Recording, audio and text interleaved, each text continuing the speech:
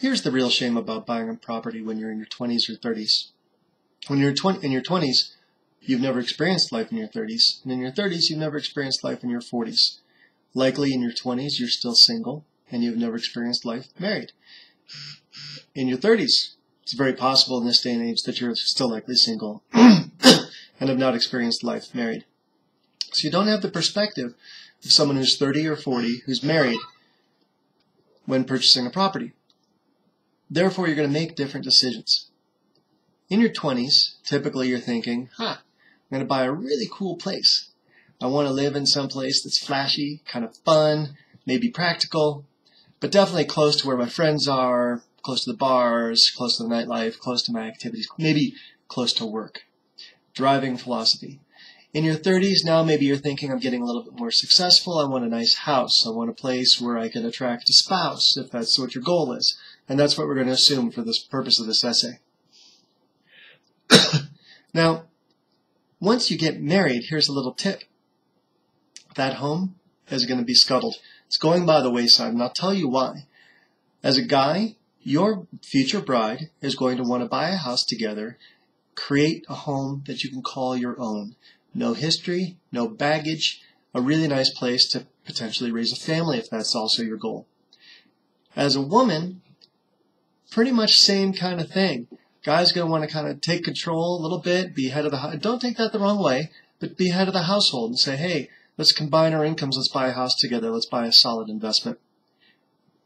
So what do? If you're typical, you're bouncing around homes in your 20s and 30s every 3 to 5 years. Every 3 to 5 years, then you're paying 6% commission. Now, while I appreciate that as a real estate agent, it's not really good for you. So here's my advice.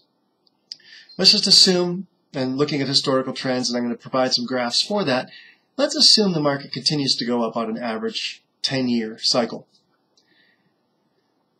What I would recommend doing is buy a property that could be a very good investment someday, something you could rent out.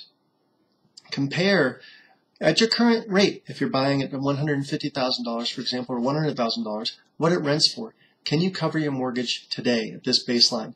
What are the mortgage rates right now? At the time of the writing of this article, they're in the 4 to 5% range. Really great if you can lock that in for 30 years. Even better if you can do a 15-year mortgage. Buy a property that you can afford the mortgage on a 15-year mortgage, because now you're 25. When you're 40, you own the property outright. So let's look at the $100,000 property. Starting out, I would buy a 3-bedroom property if you can. 3 bedrooms, rent 2 out. Rent those 2 out for a rate that covers your mortgage. So let's say your mortgage is $750. Rent each bedroom out for $375. $400, $450 if you can. Clear a little bit, make a little bit, pocket that. Meanwhile, pay yourself the mortgage payment. Save that up. Over the course of the next 3 to 5 years, you've now saved $750 to $900 a month personally, and you can use that as a down payment for your next property. In the meantime, 5 of your 15-year mortgage, 5 of those years have already been paid off completely by somebody else. Now moving forward, you rent out the entire 3 bedrooms, either on a per room basis or you rent it out as a whole unit. Odds are very, very strong. Rents have gone up, but your mortgage has stayed solid because it's a fixed 15-year rate. You now ride that investment up for the next 10 years, the balance of the 10 years on that 15-year mortgage. At the end of 15 years, it's paid off completely by someone else. You have $100,000 in equity and any overage you were able to capture on the rental in the interim. Now you hold that property at free and clear, cash flow, positive, $750 to $1,000 a month every month for the rest of your life as a married couple. Do this again after 5 years. So when you're 25, do your first one. When you're 30, do your second one. Now maybe you don't do 3 bedrooms. Maybe now you buy a place that you live in on your own. Maybe you have a roommate, maybe you don't. But now still you're buying for the investment potential, not necessarily what you want to live in for the rest of your life. Similar to, you don't buy your ideal lifetime furniture. You're buying temporary furniture because someday your spouse, mark my words, is going to want to buy furniture together. That's your lifelong furniture. And even then, I would argue your kids, you're going to buy more for how kids and dogs and whatnot can wear and tear, but that's another story. So if you're doing this at age 25, at age 30, at age 35, and you buy 3 investment properties, let's say your future spouse does this at 25, 30, 35, maybe even quicker, maybe even 20, 28, 31, 34. You get the picture.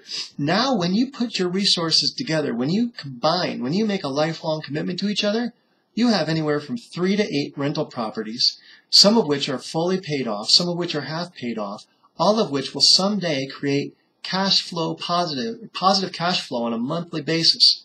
You could be pulling down $4,000 to $10,000 a month. $4,000 to $10,000 a month, depending upon your strategy here. We're talking $48,000 to $120,000 a year passive income. When you someday go and want to say, hey, mom wants to stay home with the kids, that's a decision you make as a couple to raise the family, to nurture the kids, guess what? You've already replaced her income. Isn't that a wonderful thing? Plus, let's say one of those properties, and you live in the Denver area here, let's say one of those properties you purchased as a ski condo, and you rented it out on a site like VRBO or some rental by owner type of site. Now, not only do you have a portfolio of rental properties that you can use and to create income on a monthly basis together. When you go to buy a house together, you can use that as income to support your purchase. You might have greater deposit because you've had this together. You might be able to sell one for the deposit on your joint home to come together. I would recommend holding them all. But now with a ski condo, guess what? Now you have a place to vacation. Now you have a place to go on weekends. You rent ski condos out a little bit differently. Sometimes you rent them out seasonally, but most often you rent them out on a weekly basis. Now you just say, hey, you know what? We want Christmas week to ourselves. We're going to pop up to the mountains and go skiing, go hiking in the summer, do whatever you want to do. So I know it's really hard when you're in your 20s to listen to anybody in their 30s or 40s or 50s, God forbid 60s or 70s. And when you're single, it's really hard to understand the perspective of someone who's married or has a family. You don't think they get you. And trust me, we do, because we were you. So if you could take my advice, think outside the box, really far outside the box. Don't buy for what you selfishly want today. Buy for what you're going to want in your investment portfolio 15 to 20 years from now.